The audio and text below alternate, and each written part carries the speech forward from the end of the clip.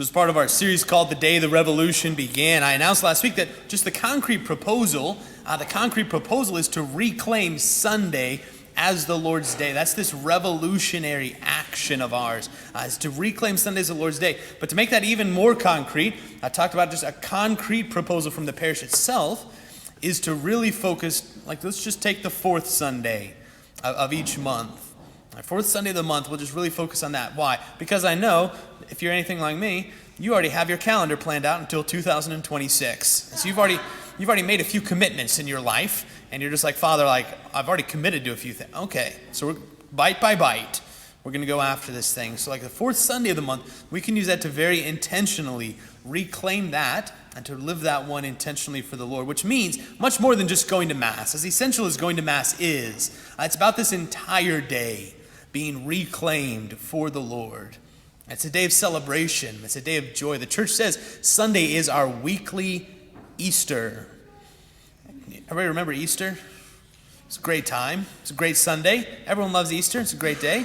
The church says, no, Sunday is a weekly Easter. It's a weekly celebration like that. Right? Sunday is this beautiful day that we can celebrate together. So this reclaiming of Sunday, this is the way that we really begin to enact this revolution against the world, to win this revolution against this mentality that the world's given to us our whole life, and to say, we're going to take this day back for the Lord. We don't have to go yell at people. We can just do this. This is our action. This is what we can do. I've spent the past several weeks going over why that is, so I'm not going to bore you with that and belabor you with that again. It's all on Facebook. You can go listen to it again if you'd like.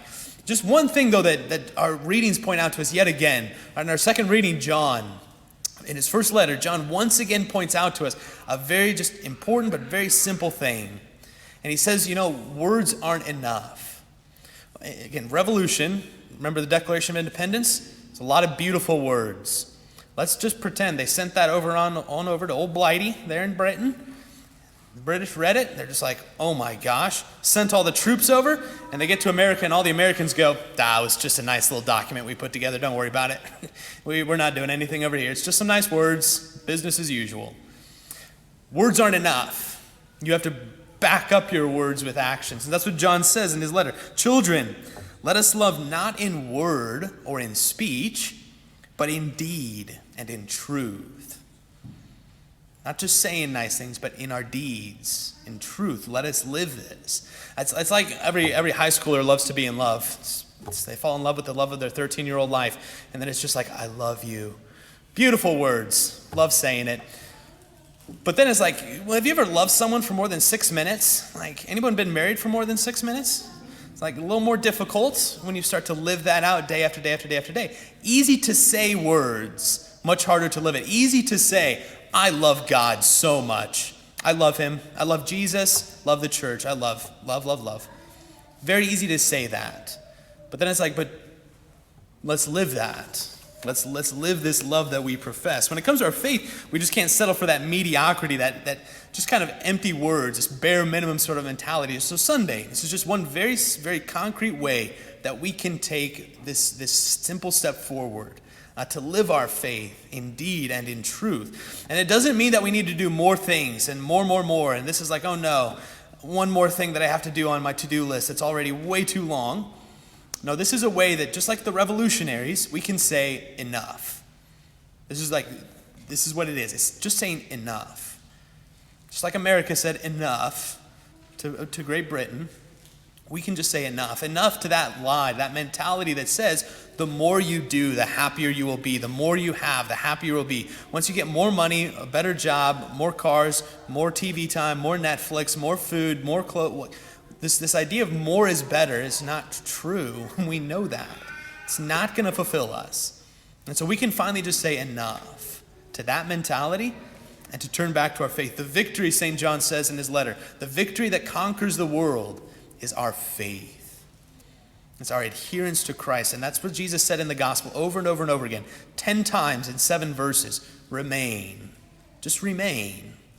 If you want to bear a whole bunch of fruit, you don't need to go start doing 52 new things.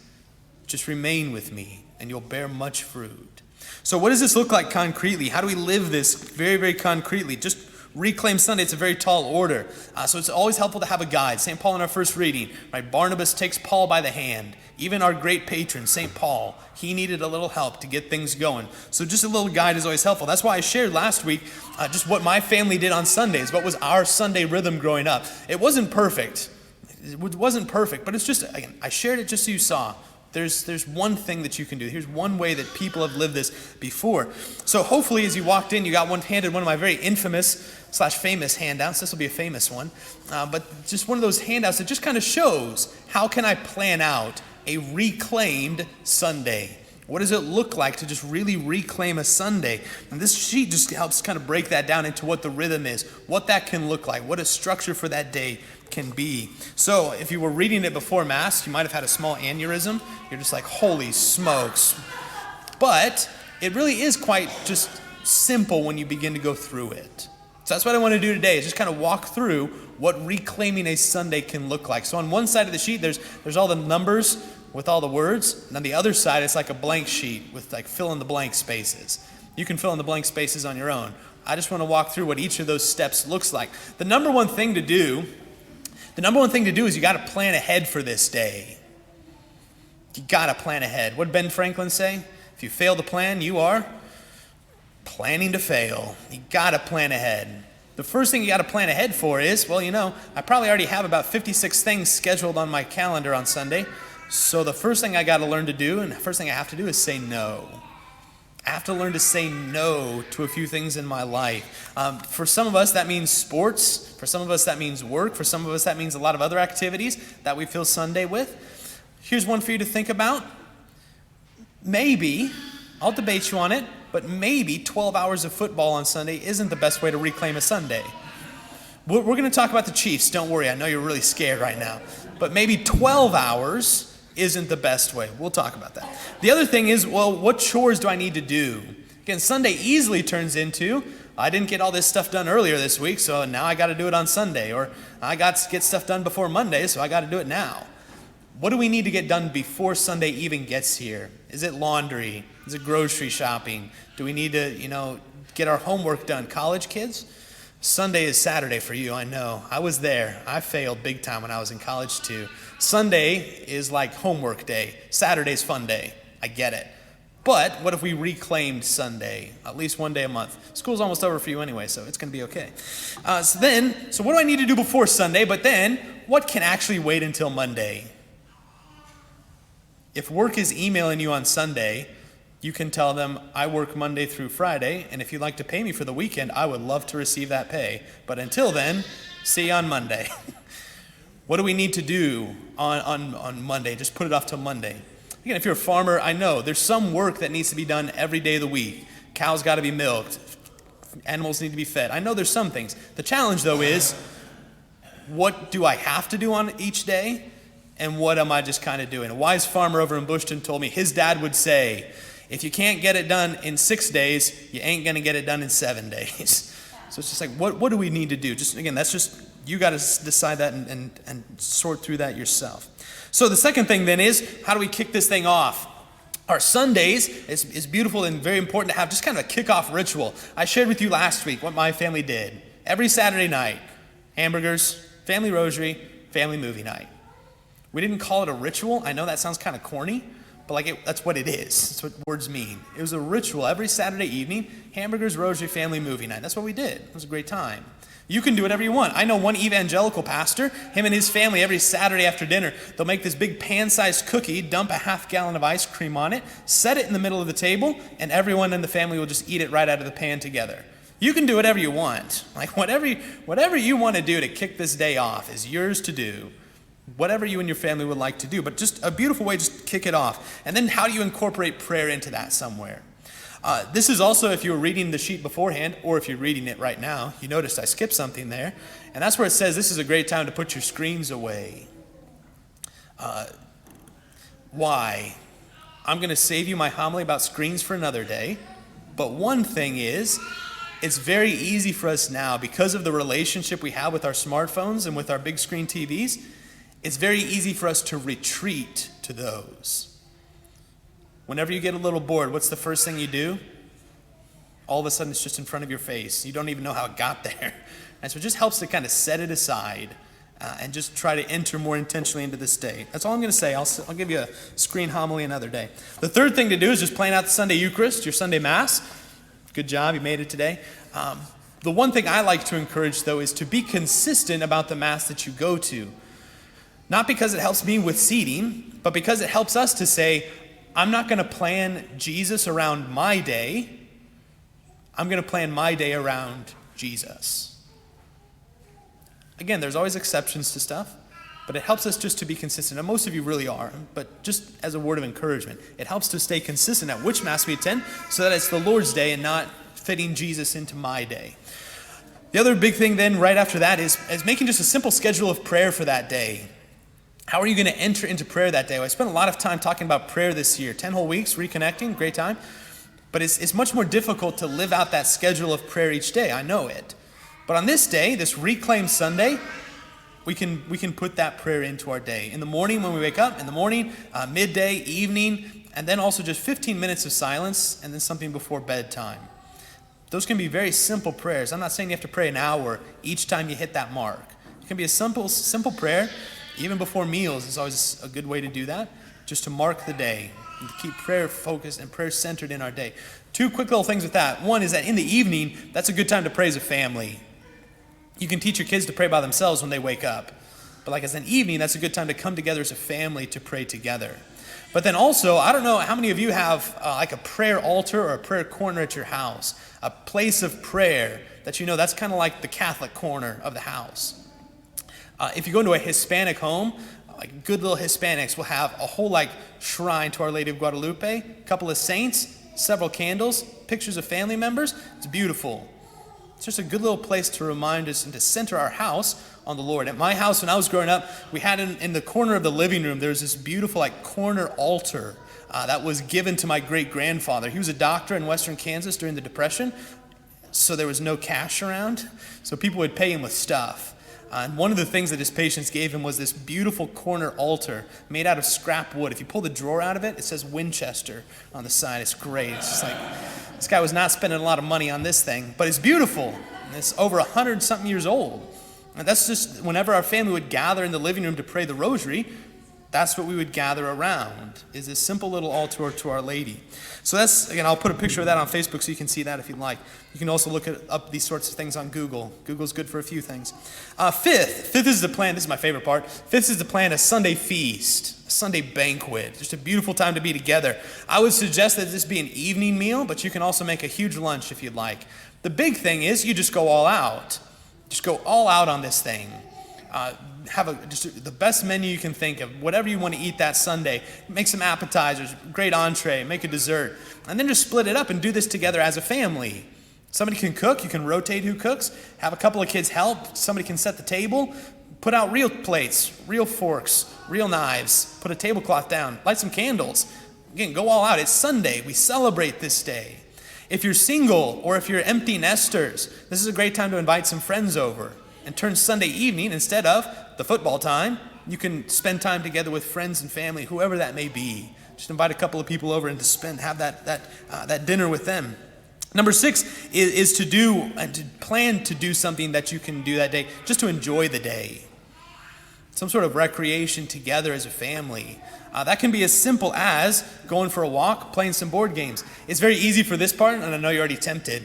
It's very easy for this part to be, well, Father, for our recreation today, we're going to go watch our son play baseball for 8 hours. It's like, well, maybe that's not quite in the spirit of what we're doing here. It's easy to say as a college kid, well, I love homework, Father, so I'm going to do my homework today. Right, sure you do. So yeah, what are we going to do to have fun together? This is, as I promised, this is where I bring up the Chiefs. Hey, if family time wants to be watching the Chiefs game together, great.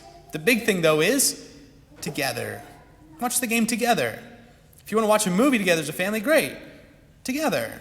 Right? Just spend this time, have a time, something planned that the family likes to do together. But then also realize that some people are introverts / some people are tired, and let people have time for a nap as well. So you don't have to plan 12 hours of activities Just something fun together to do as a family, to be together as a family. Read a book, I don't know. So seventh thing is the one we're going to try to skip. But number 7 is to plan to receive the sacrament of reconciliation monthly. I could say a lot about this. When I was growing up as a family, in my family, we went to Mass every day. I've told you this, at 7 a.m. So we would just go to confession sometime at 6:30 in the morning before Mass started. So like my dad goes once a week because he's a saint or something. I go not once a week. I go like once a month. But then also there would be families at parishes and parishes that I've been at the Saturday afternoon confessions. So we have confessions here at 4 p.m. on Saturday. The whole family would just line up on the wall, and it'd just be dad, mom, then kids. Right? It's a beautiful thing to do. One other thing that you can do that I put there on the sheet is you can also turn this into the time where you can ask for forgiveness from each other. Spouse can ask forgiveness from spouse, ask forgiveness from your kids can ask forgiveness to their parents, to their siblings. And you can just kind of build that in, that here's a time where we can just ask forgiveness from each other from each other as well. That was the worst but the best penance I've ever been given as a kid. The priest said, I want you to go say sorry to your brother. And I was just like, okay. But it was good, because it's very easy for us to say, well, I'll go confess it. But like, have we actually reconciled with each other? Easy to build up a lot of resentments in a family.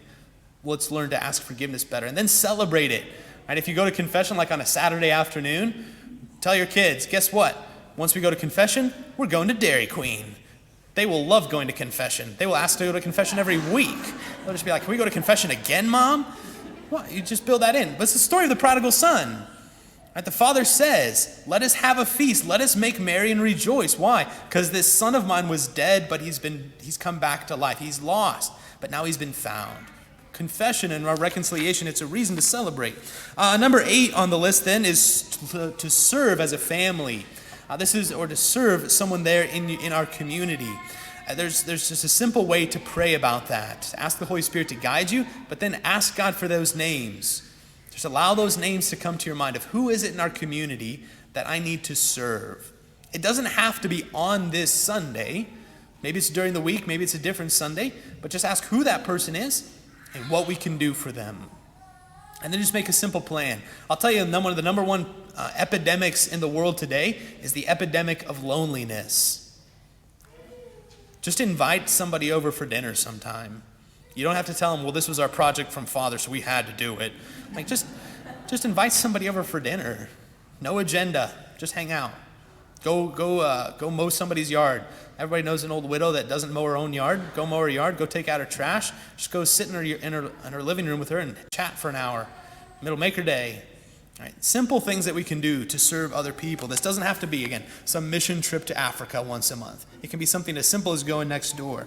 Number 9, then, is something we'll talk about in a couple of weeks. I'm going to spend just a whole Sunday talking about this one on the Feast of the Ascension. But it's this Thanksgiving ritual really helps us just to recognize that Jesus Christ is still present with us now. Pope John Paul II, he said this: Sunday is not only the remembrance of a past event, so it's not like we're celebrating the 4th of July. Oh, remember when they did that? That was so nice. It's not a remembrance of a past event. It's a celebration of the living presence of the risen Lord in the midst of his people.